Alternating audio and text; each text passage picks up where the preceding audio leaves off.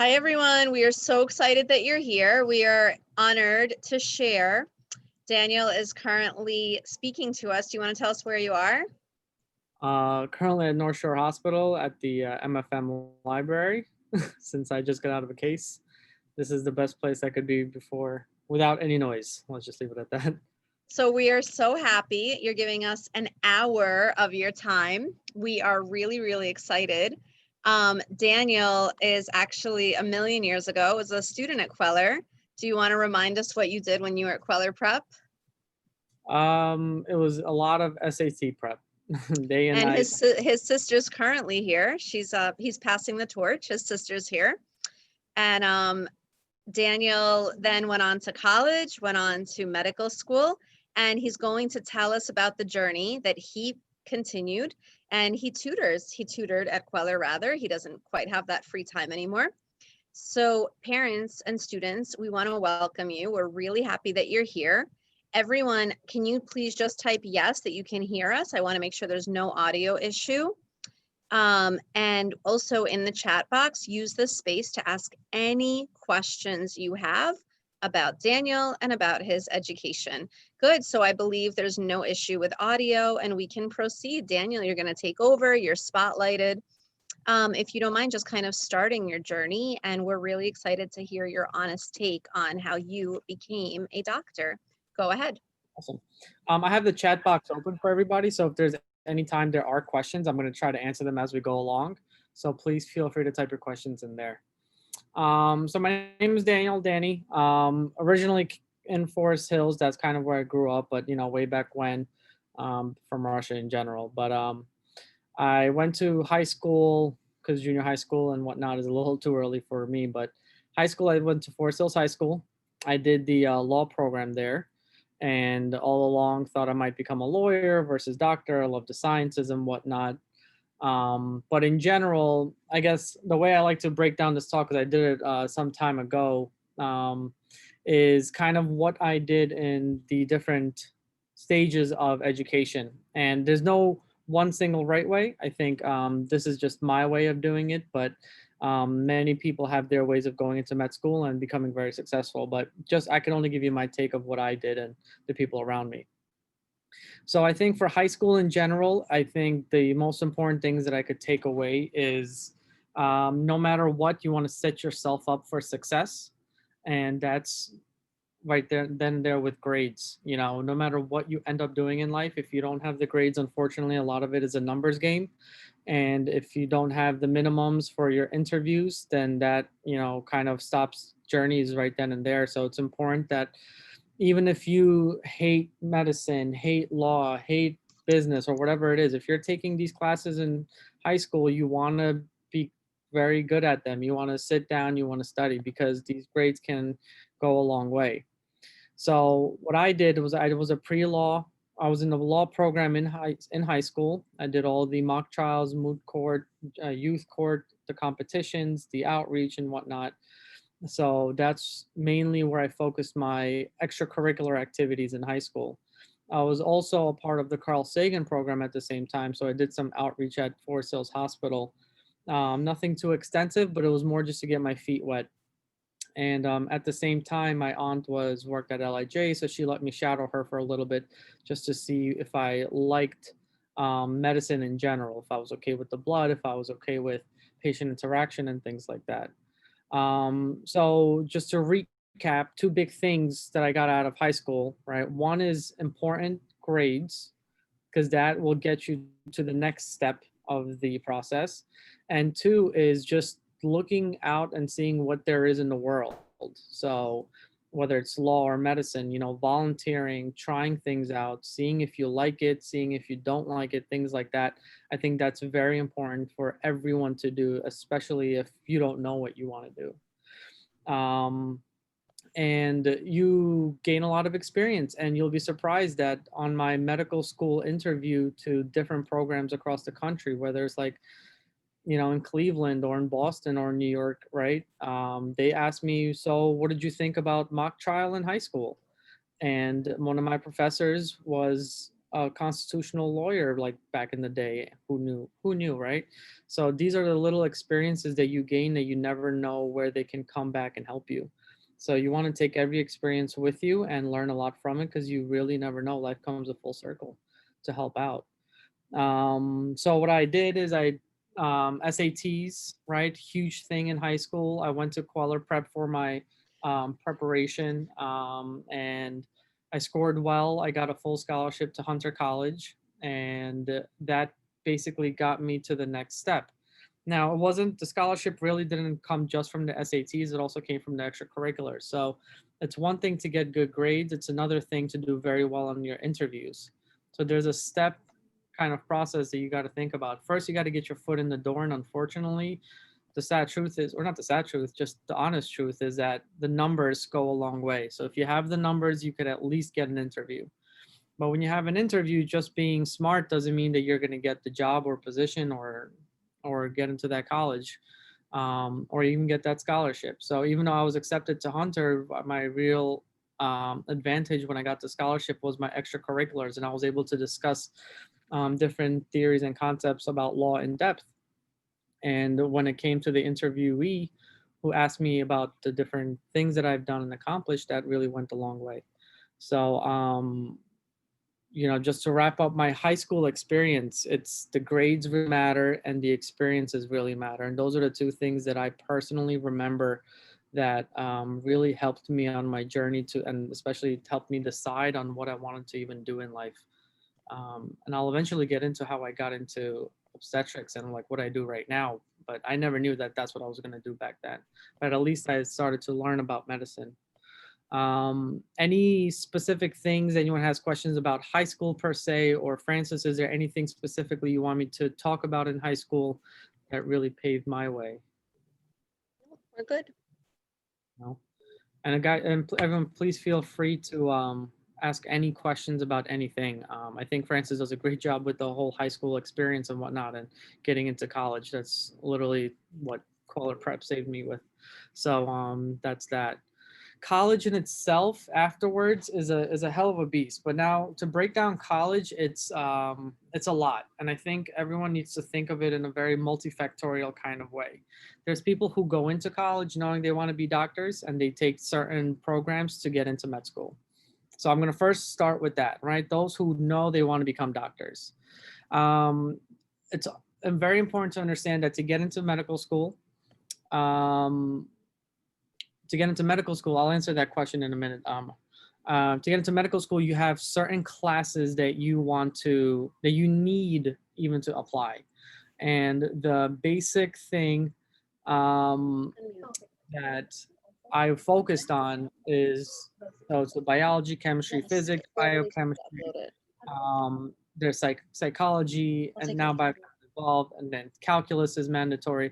So the major breadth of classes is all your science classes. How did high school help me with that? I took biochem. I took AP Chem, AP Physics, and even though your AP credits, let's say you get a 5, and they transfer over, you get credits for it. But if you want to go to med school, you still have to retake the classes in college. But you get the credits for it, so you don't have to take other elective courses, and you also have a foot up in when you're taking the class there. So if I took physics for the first time in college without taking physics in high school, I think I would have been pretty lost. So I think that was a huge thing that helped me in high school, where high school was like kind of me testing the waters, and college is me really perfecting it. So don't forget biochemistry, physics, biochem, calculus, psychology. Those are the core classes that you need to take to even get into medical school. And your GPA for medical school gets broken down with your science GPA and then your overall GPA. How they play with those numbers, I'm not sure. I think it varies per medical school. And then the other big grade is your MCAT score, which is the SATs for medical school. Let me take a second and let me read a couple things. And love to hear what you did in your undergrad years to get into medical school. So I think I kind of answered. I did the biochem route. That was my major. My major was biochemistry, and why I did that is the required classes to get that major also coincided with the classes that I needed as prerequisites to get into medical school. So therefore it was kind of set up. I didn't want to, for my personal self, I didn't want to waste time in a sense because I felt like I knew what I wanted to do. So I wanted to be 3 years college, take my MCAT, and get into medical school at the end of my 4th year. And it says, so you volunteered in hospitals and ghosted lawyers. You said, well, I didn't ghost them. I still did everything. And instead of really me ghosting them, what I did is I actually learned a lot out of it. And surprisingly, when you get into medicine and there's a lot of law that goes into it. So with my side view of law, from corporate law to constitutional law, actually helped me become a better doctor because there's litigation that goes with everything you do in the hospital or private practice. So I think instead of, I would say, as me ghosting lawyers, it's more of I learned so much, and I think I have a step up with due to my colleagues who kind of have no idea how the system even works. Can you please tell us exactly which pre-med classes you took in each year? Sure. The way my schedule was set up, and I think there's a little bit of luck into it, but I'm happy that that's the way it was. My first year of college, I did chemistry, Calc 1, and Calc 2. That was it. So Chem 1 and Chem 2, first and second semester, Calc 1 and Calc 2, first and second semester. And that was it. My second year, I did physics, biology, so physics 1, physics 2, bio 1, bio 2, chem lab 1 and 2. So my second year was pretty intense because I basically had 3 science courses. And then I also did calc 3 and then other random little classes that you have to do to get your bachelor's. My third year, I did biochemistry, and for the sciences, I think that was it. It was biochemistry and then psych because that's what I needed for to get into medical school. At the end of my during my third year, I studied for the MCAT. And at the end of my third year, I took the MCAT and I applied to medical school during the beginning of my 4th year. So I interviewed for medical schools in my 4th year, got accepted at the end of my 4th year, and went on to medical school right away. So I didn't take a gap year, which some people do now. Not now, but in general, sometimes what they do is instead of bunching up the classes like I did, what I did is what they do is they spread it out. So instead of taking bio and physics like I did in my second year, they might only take 1 science and then take basically 1 science per year to really make sure that you don't fail or get a bad grade because the grades go a long way. That's it. That's it for the questions there. Okay, so let's just recap, right? So let's say you're the person that knows that's what you want to do for medical school. Those are the classes that you need to take. Do you need to be a biochem major? No. You could be any major you want. You have no positive, no negative of being a biochem major at all. It makes absolutely no difference. It's important that you take those classes because you need them. But if you are interested in, let's say, music or in physics specifically, or in art or in literature, you can be those majors and you get into medical school the same way we do. The only difference is your major is like 60 to 80 credits that are required to be in that field. So it's going to be more difficult for you to get all the prerequisites on time because the majority of your other classes are going to be directed towards your major. So is your major important? As long as you get all your prerequisites in, it doesn't really matter which major. And if anything, it makes it a good talking point when it comes to interviews. Let's say you don't know what to do when you go to college. And I think that's fine, other than the fact that college is expensive. You can't ever forget about the price that goes into college. The national average when I went to college for debt out of undergraduate was about $30,000 for the whole thing. I know that actually sounds pretty low because, all the private colleges are like 40, 50 grand a year. So you always want to think about money wise, because when you go to medical school, very difficult to get scholarships unless you do certain tracks. So you're going to be dishing out at least 50 grand a year if you live at home, and more on top of that afterwards. So it's important to think financially where you stand and where you want to be. So if you don't want to go and you major in something but you don't have your prerequisites, a lot of people do post-bac programs. So they get their bachelor degrees and they go back to finish up the requirements, and you have no worse of a chance of getting into medical school. Absolutely not. It's just everyone has their path to get into medical school. When it comes to the MCAT, can can you please talk about the letter packet, work volunteering and research? Yeah. So what comes into the application to getting into medical school? Um, well, actually, I never knew about this until I applied, which I think kind of put me back. So I'm going to start with research, and I kind of work backwards. So research is important. Now, no matter where you go, everyone's going to want you to like save the world, right? You want to put on your resume that like you saved someone's life in somewhere else. Like I don't want everyone to be stressed out about this, but I think what research shows is that you stick with a project. You'd rather have one project that you stuck with for 3 years and you got it from the beginning to end than many different projects that you were part of, but there was no final product. It's sad to say, but no matter what, you need to put stuff on your resume, and publishing or presenting a project that you've worked on should be your ultimate goal when it comes to research.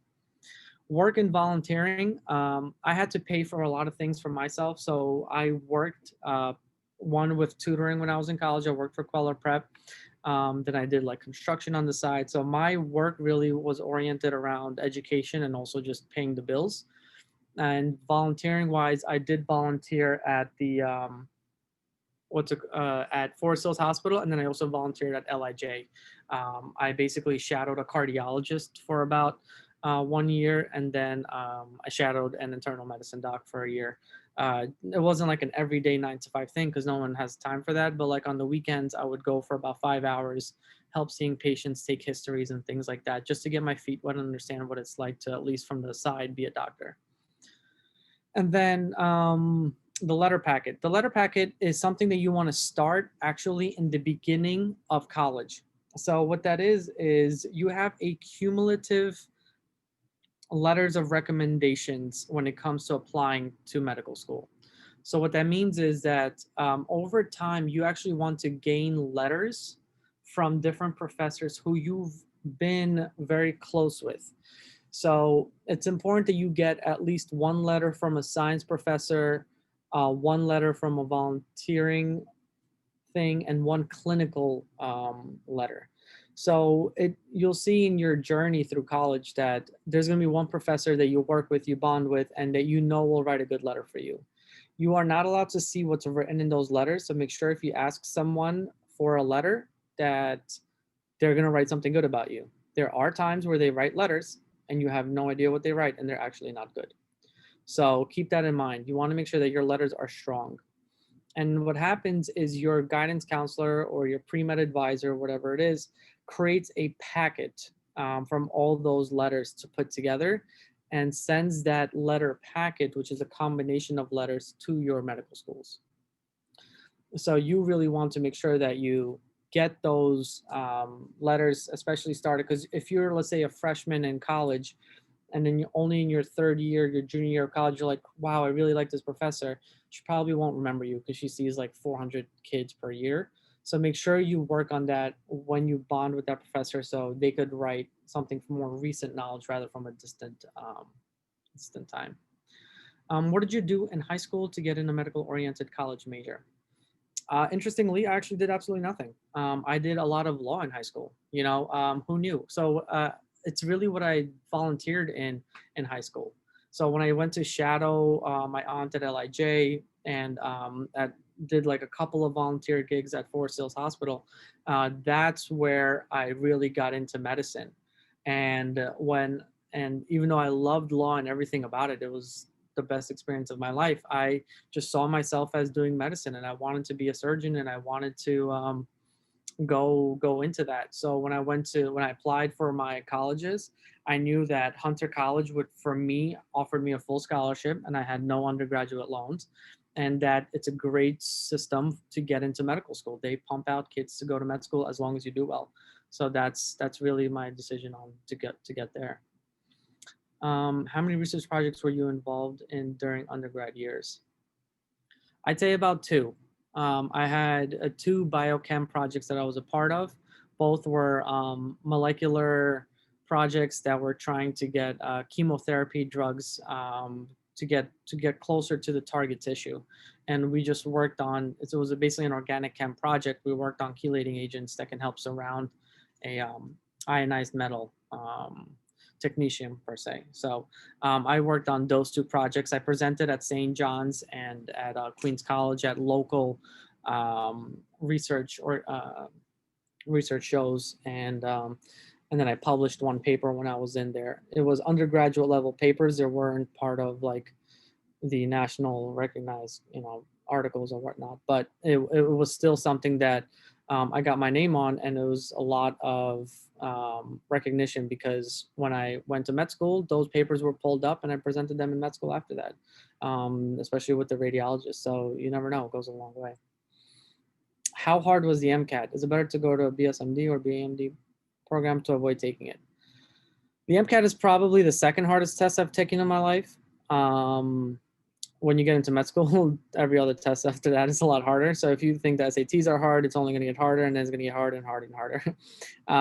Not to dissuade you from going it, but like if you want to become a doctor, you have a huge responsibility, and they want to make sure that the people that get in there are actually taking the time out to study. But the MCAT is difficult. It's a hell of a test. It is long. It covers a lot of material. It covers all your science courses in undergrad.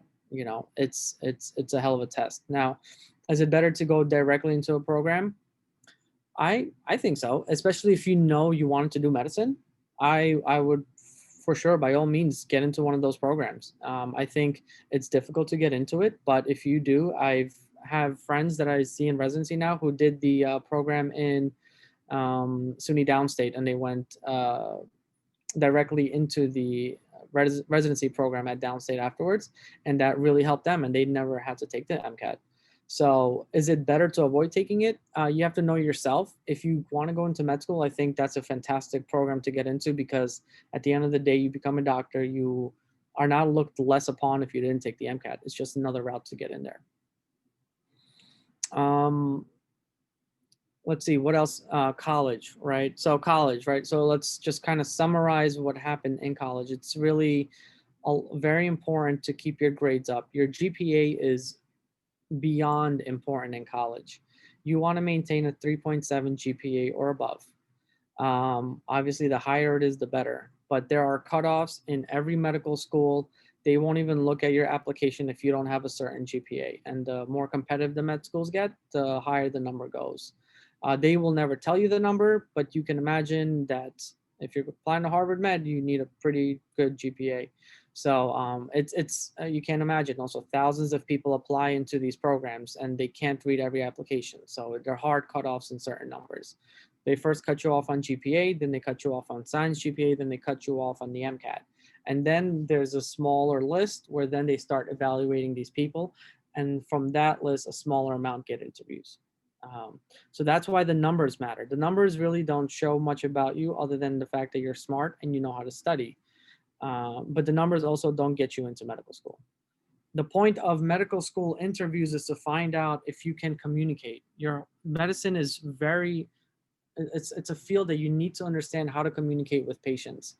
And I learned that every single day when I have patients where you have either difficult conversations or happy conversations. Everyone's different. We live in a city where you have people from different backgrounds, different cultures, who expect different things when it comes to their care. And when it comes to hard conversations, whether about a fetal loss or maternal death, or happy conversations where it's twins or triplets born and things that go crazy out there, if you don't know how to effectively communicate, you won't succeed in the field. It's very difficult to do so, because I think it's a very important part. So just because you have the grades also doesn't mean you'll get into med school. So it's important to get yourself out there and be able to learn the communication skills, learn leadership skills, work well with people around you, and that'll show in the letters of recommendations and your volunteering experience. Let's see, any questions about the college life per se, or what anything else in college? I know I kind of just like blew through it pretty quickly in the sense of, oh, just do great in college, but it's really in a way to say it's that simple, but it's not that simple, because you have to put in the work. I mean, the days that everyone was going out, I sat in the room. I studied from 7 a.m. to like 11 p.m. and my parents barely saw me, and I was in the library just living in there. So especially when you have tests coming up, that's what you have to do. I finished Hunter with a 3.9 something GPA, And because I got that 3.9 and not a 3.89 per se, I got into the extra interviews just because of that little cutoff thing. What do you think of DO? So let's talk about the different types of doctors that are out there in this world, right? The word doctor is general, and there's different programs that you could get into. There's MD, DO, there's Caribbean schools, and then there's international medical graduates.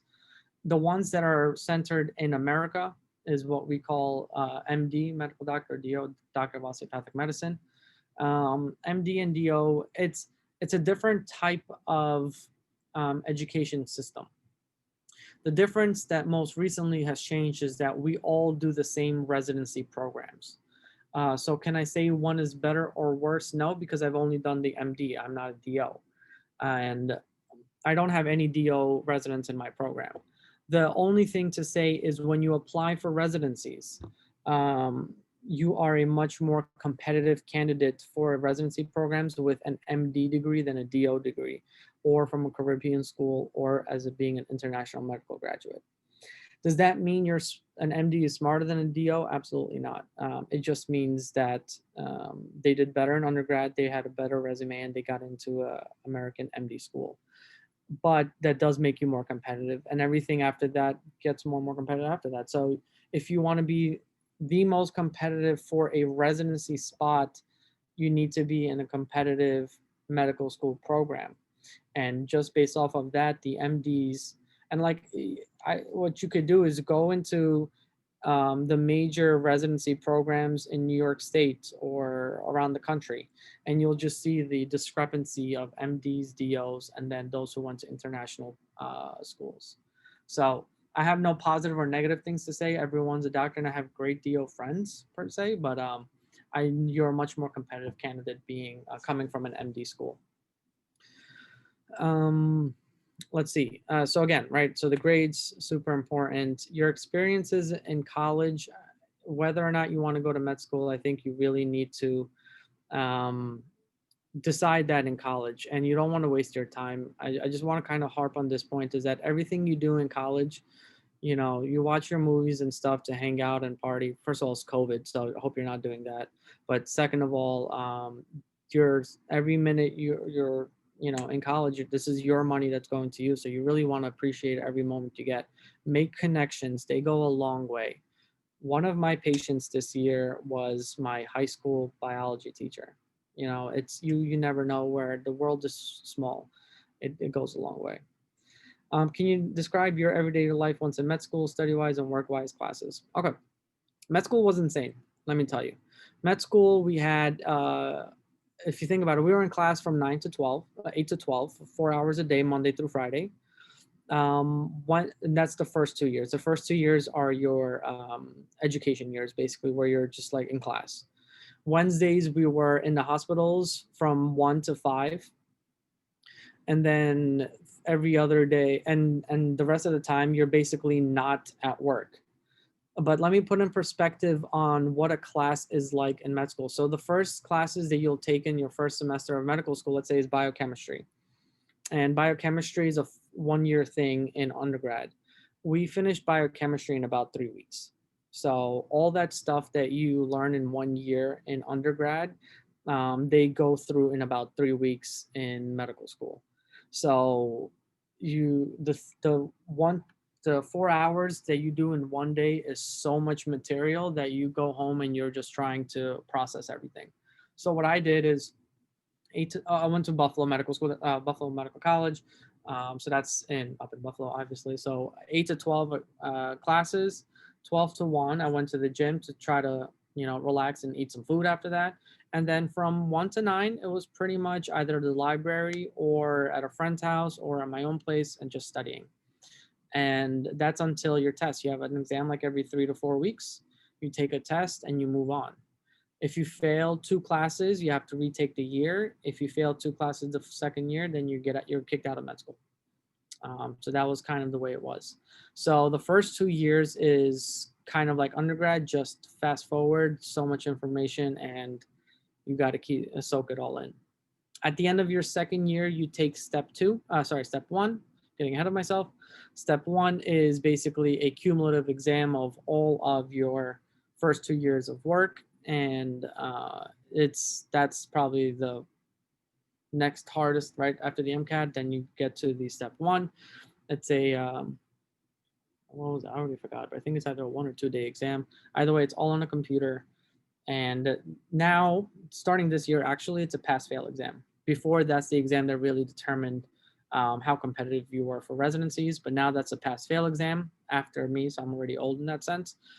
Your third year is the most important year of medical school. The third year is your clinical years. So it matters on what rotation you're on. So let's say my field, OBGYN or gen surge or vascular surgery, any surgical field, you're likely to be at work 6 to 6, Monday through Friday, probably about like 60 or something hours a week. If you're on gen surge, you do sometimes 24-hour shifts as a medical student. You're probably not operating, but you're there and you're learning. So those are your clinical rotations. How well you do in those rotations, that's really on you and what you get out of it. It's whether you want to be there, if you want to show up on time, you want to read up on the patients, that's all up for grabs. It's everyone, it's a fair chance for everybody. At the end of each field, so like at the end of Gen Surge, which for me was 3 months, you take an exam. You get an exam on that, and then you go to your next, so pediatrics, then you go psychiatry, things like that. And your third year, that's where you get grades, and those grades go a long way. So if you want to become a internal medicine doc, you make sure you do very well in internal medicine and you get the highest grade possible, because that's what's going to carry a long way. So third year is really your clinical year that matters most. Fourth year is the best year of your life because you're applying to residency programs. Your grades don't matter. You're flying all over the country to interview. Fourth year of medical school is a little more relaxed. I'm going to touch on MD PhD programs. I'll tell you from periphery what I do know. It's those who really want to be more towards the science aspect of medicine. And they do a lot of research programs. They have their own thesis that they work on over the years. It's a cumulative, I think, at least 8 years, 8 to 9 years.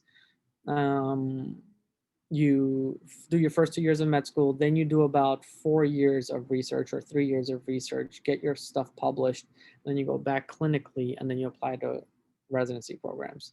So it's those who are more research driven that do MD PhDs, and they are the backbone of our everyday lives because they're the ones that progress medicine into the future, because research is really one of the biggest things that impact our medical care. So for example, everything with COVID, what we're learning on a day-to-day basis is at work, but the ones that are trying to come up with the different ways to treat people, the different complications post-COVID, 1, 2, 3 months, are the ones who are in the lab or doing research and investigating the outcomes and whatnot. So being an MD PhD is fantastic, especially for our field.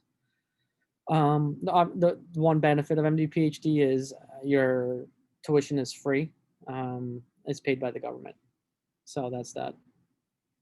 Speaking of money, medical school, the average debt for medical school is about $200,000. Just so you know, so 30 grand from undergrad, 200,000 for med schools. I think it's important also to know the numbers, whether you're a parent or a student at this time, just because you are investing into your own career. And everyone thinks that, you become a doctor and you're filthy rich. No, residency in itself doesn't pay much. So it takes time to get to where you want to be. So it's an investment because you want to do the field, not because it pays money.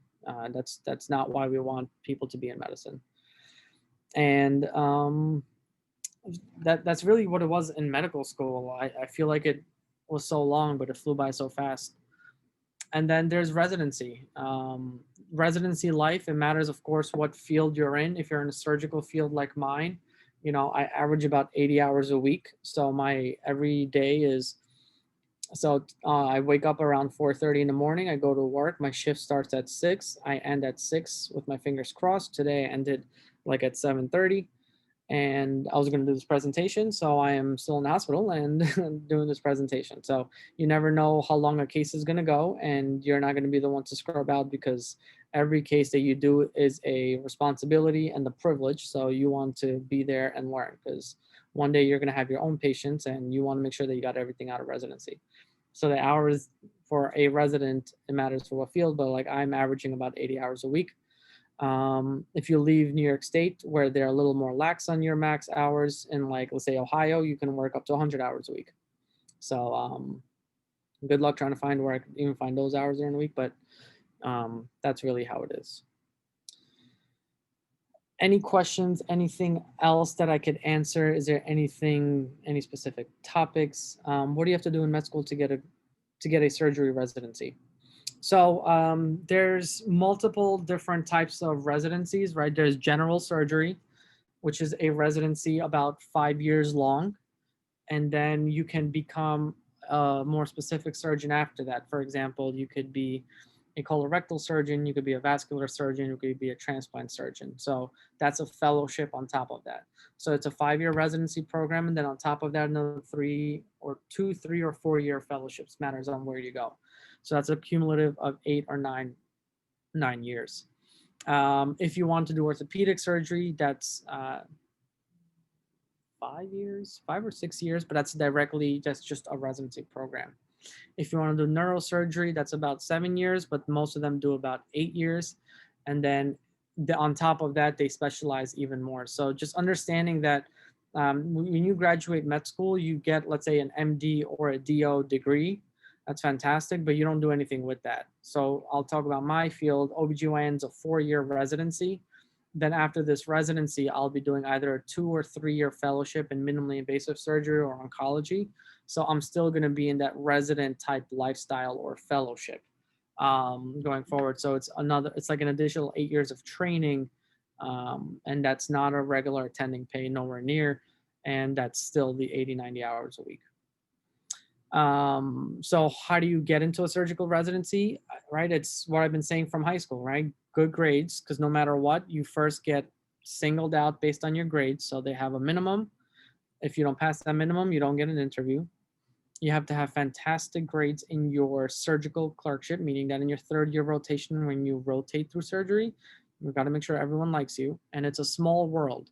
So the general surgery population knows everyone in like the academic world. So if you're applying from Buffalo to New York City, they know you're a program director. So make sure you are doing great in that rotation. Step 1, step 2, you don't want to be failing any classes. If you fail, you're set back by a lot. And then you have to be fantastic in your interviews. So you have to be a down-to-earth person. You have to show that you work hard.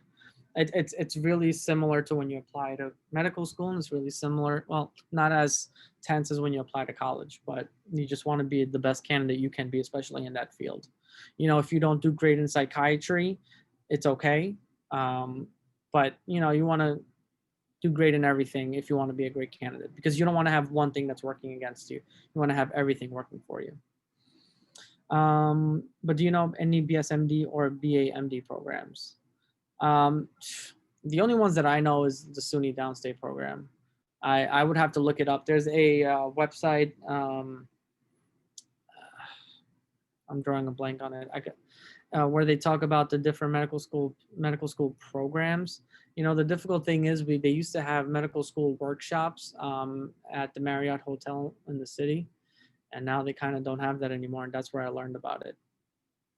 So the only one I know is the one that's here that goes through SUNY Downstate. I don't know other BS or BAMD programs in the country, but there are plenty. I know there's a program in the Cleveland Clinic. It's a 5-year MD program, and I think you get your master's in public health as well. So that's a combination degree, but nothing with the bachelor's degree that I know of. How can you get a residency in your state and avoid moving to another state? So that's a very important question, right? So New Yorkers take New Yorkers, Californians take Californians, and Florida takes Floridians. So that's something that's very important. So when I applied to medical school programs and I applied to California, The likelihood that you get an interview is very difficult. The likelihood to get an interview in New York State is more likely because they know that you most likely want to stay where you're from. That's the truth. And these medical schools also know that you have more support when you're in the location where you're from. And they really take that into consideration. So that gives you a plus. The fact that we're in New York gives you a plus to get into New York programs. It doesn't guarantee you anything. You still have to do very well in your grades and whatnot. Um, I applied to all the New York State programs and like the big names all over the country. I got accepted to 4 medical schools, 2 in the city. When I interviewed in Buffalo, I loved the fact that it was the only medical school in that city.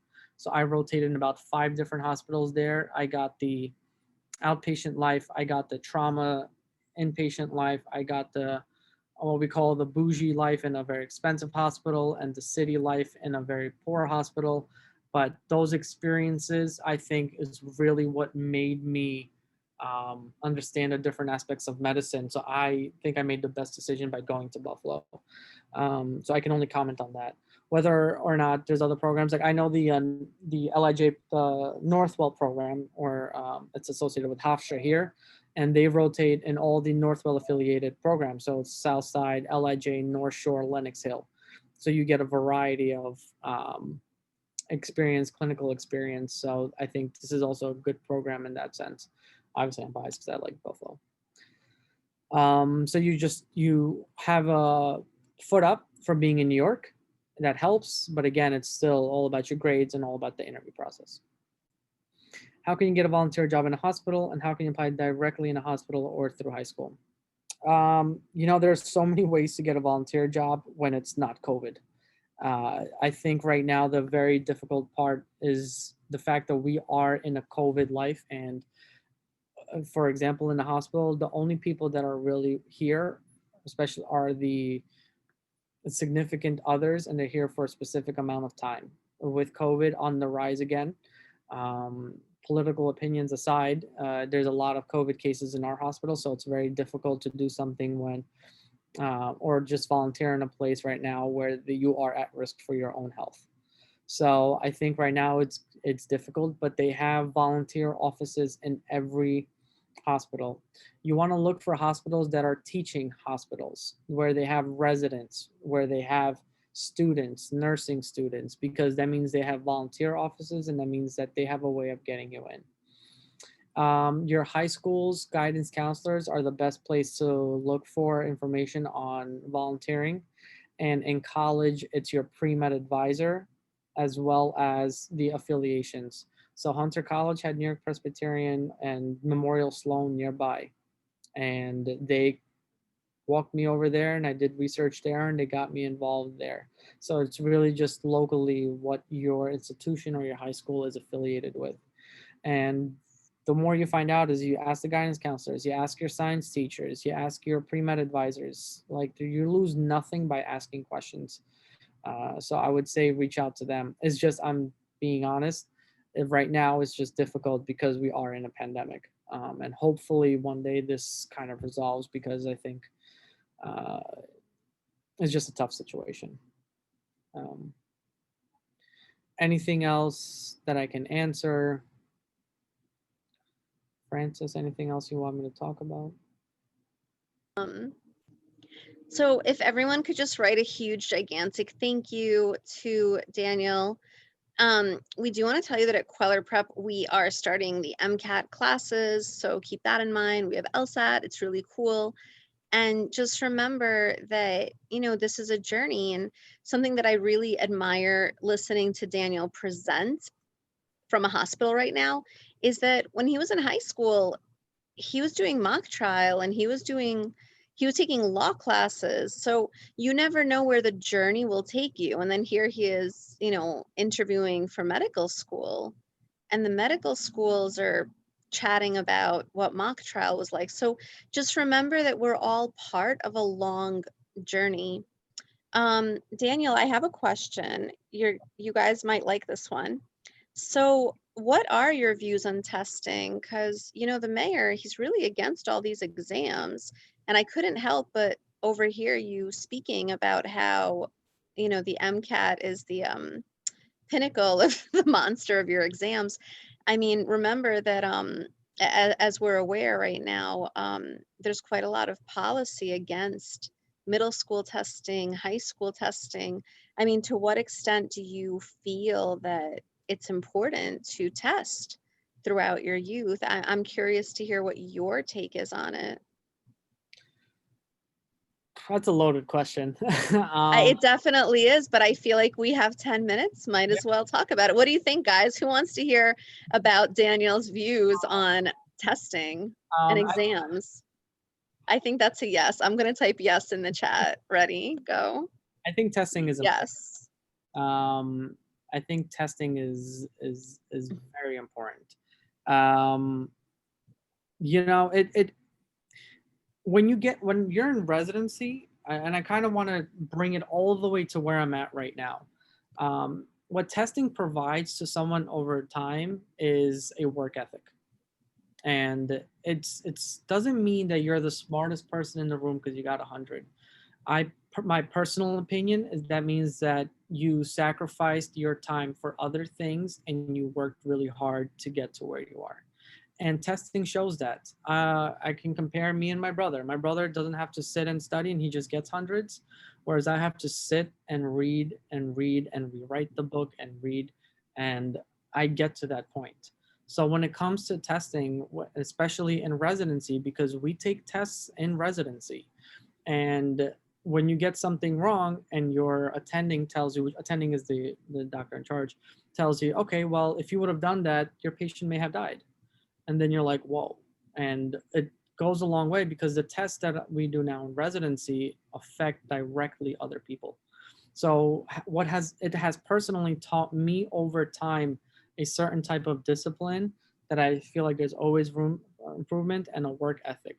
So can testing be better? I'm sure there can be, and I think the people who are in charge of that, responsible for that, should figure that out.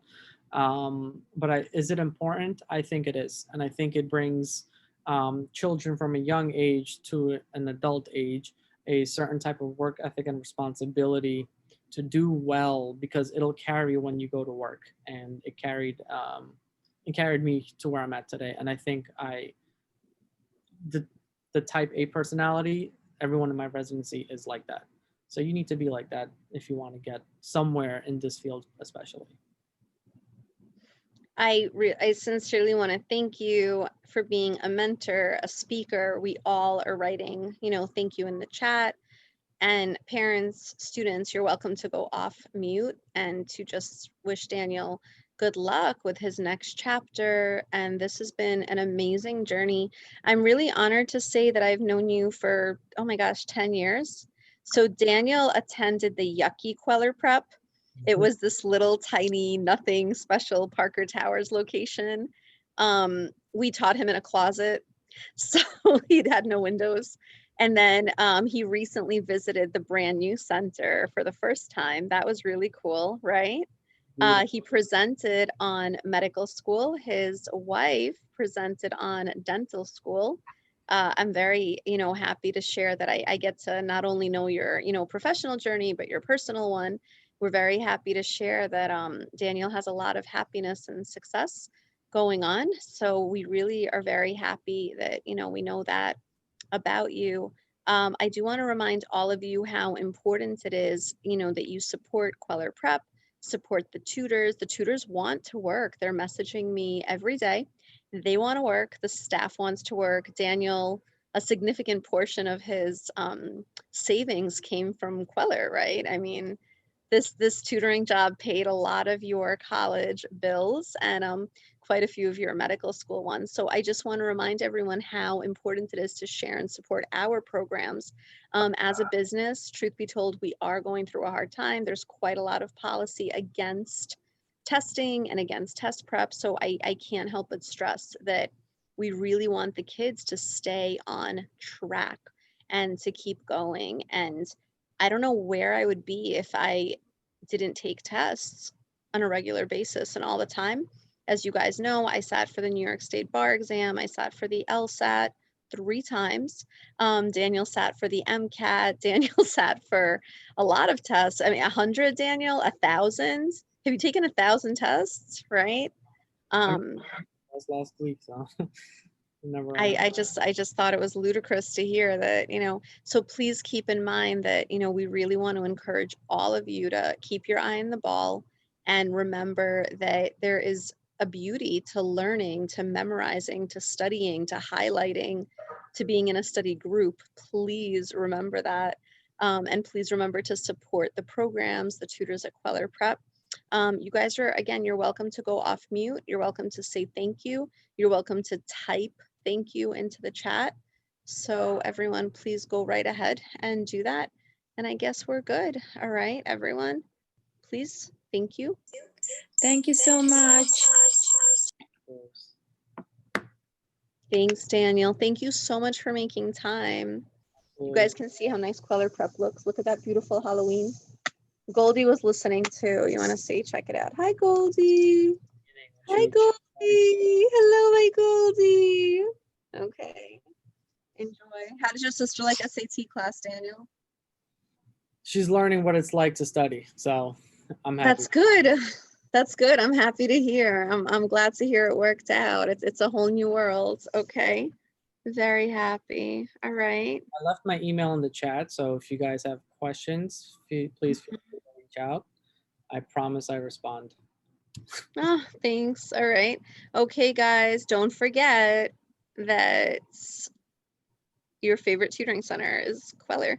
I'm kidding. All right, Daniel, I'm going to end the meeting. Okay. All right, let's go. Here we go. Bye.